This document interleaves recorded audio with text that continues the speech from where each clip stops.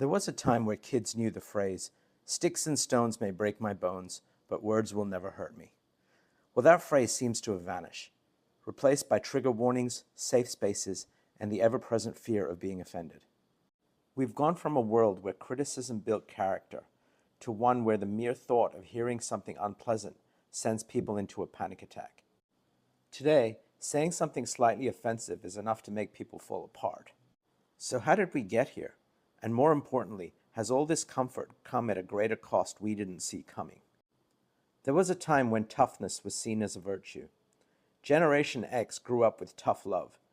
Criticism wasn't sugar-coated, failure wasn't avoided, and the kids were expected to get up after falling. Life wasn't easy, but it made them tougher. Fast forward to today, studies show that millennials and Gen Z report significantly higher levels of anxiety, depression, and stress compared to Generation X. But it's not just about mental health, it's about fragility. On college campuses, students demand safe spaces to avoid uncomfortable ideas. Trigger warnings are requested before potentially distressing material. In workspaces, criticism is often met with emotional responses, and resilience, once considered essential, now feels like a rare trait. Consider this. In previous generations, phrases like getting triggered didn't exist. People faced discomfort head-on, not because it was easy, but because it was necessary. There was no cushion to soften the blows of failure. When criticism or setbacks came, you had no choice but to adapt and keep going because no one was coming to rescue you from discomfort. But then something changed. Parents who went through tough times didn't want their kids to struggle like they did. They wanted to give them the easier life they never had. As societies grew more prosperous, the focus shifted from survival to comfort. This desire to protect, while understandable, laid the groundwork for a culture that began prioritizing emotional safety over personal growth. Schools began adopting policies aimed at minimizing failure and discomfort. Instead of teaching kids how to cope with adversity, the approach became about shielding them from it. This well-meaning approach, however, came at the cost of building resilience. With this foundation in place, concepts like trigger warnings and safe spaces emerged as symbols of a society shifting from embracing discomfort to avoiding it entirely. Today, avoiding discomfort has become the norm. And then there was the participation trophy idea. A participation trophy is a reward given simply for showing up, regardless of effort or achievement, meant to prevent feelings of exclusion or failure. The thinking was simple. If every child feels like a winner, they'll grow up more confident and emotionally secure. But shielding kids from failure doesn't build confidence, it undermines it. Life is full of wins and losses, but participation trophies send the message that effort alone guarantees success. Without the sting of failure, there's no drive to improve, and without improvement, confidence becomes hollow. Kids raised on the idea that showing up is enough enter adulthood unprepared for real-world challenges. Take applying for a job, for example. In the real world, just submitting an application and attending the interview doesn't mean you'll get hired. Success demands resilience, adapting to rejection, refining your approach, and trying again. But when kids grow up believing effort always equals reward, they're more likely to give up at the first hurdle, unprepared for the persistence real life demands. Participation trophies don't just offer a false sense of accomplishment, they devalue genuine success. When everyone gets the same prize, those who truly excelled are robbed of meaningful recognition.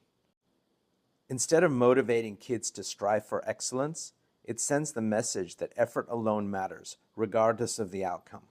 In the end, participation trophies don't shield kids from failure, they set them up for it. Without learning to lose, they never develop the tools to win in the real world. With the same intention, safe spaces were originally created to protect mental health by offering a haven from harm.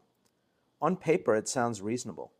But what happens when you shield someone from discomfort their entire life? They never learn how to handle it. As the saying goes, if you always shield people from hardship, they'll never learn how to carry their own weight. Trigger warnings were meant to protect people, but they often do the opposite. They increase anxiety. Studies show that by shielding people from tough conversations, we've made it harder for them to handle different opinions. In the past, criticism was seen as a tool for growth. Whether it was tough feedback from a coach or a harsh review at work, facing criticism helped build resilience. Without learning to handle criticism, people became more fragile, mistaking feedback for personal attack. But real strength comes from facing uncomfortable truths and learning to move forward despite them. Safe spaces may shield us from pain, but they also shield us from growth. The unintended consequences of this comfort culture? A generation unprepared for real life. In workplaces, dissatisfaction is rising because employees can't handle criticism. Outrage culture has taken over, where even minor disagreements become major conflicts. Without resilience, anxiety rises, and with it comes a greater reliance on external validation. When we avoid discomfort, we miss out on what makes us strong. Shielding people from failure, setbacks, and challenges doesn't help them, it harms them. It leaves them fragile, unable to deal with adversity when it inevitably strikes. And here's the harsh truth. The world doesn't cater to comfort. Life is messy, unpredictable, and filled with challenges. Without resilience, every obstacle feels insurmountable. And that's the real problem. By avoiding discomfort, we're setting ourselves up for failure when life gets tough. So how do we build resilience in a culture that prioritizes comfort? Psychologists call it stress inoculation. Just like a vaccine helps your body build immunity, facing small doses of stress helps you build mental toughness. The more challenges you face, whether it's disagreement, failure, rejection, or criticism, the stronger you become. Life is like the gym. You don't build strength by lifting feathers, but by pushing against resistance. Avoid resistance and you stay weak. Face it and you grow. Handling tough feedback and different opinions without falling apart builds real emotional strength. Resilience isn't about avoiding pain, it's about moving forward despite it. And real confidence isn't the absence of fear, it's acting in spite of it. Every step outside your comfort zone is a step towards reclaiming the resilience we've forgotten. As the saying goes, true resilience comes not from avoiding what triggers you, but from learning how to face it and keep going.